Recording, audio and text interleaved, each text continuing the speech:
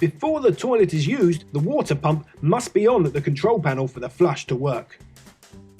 The flap at the bottom of the pan must be opened using the handle located under the seat by sliding it to the right.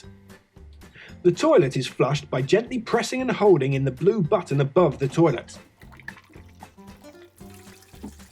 After all the water has drained into the cassette below, close the flap back up.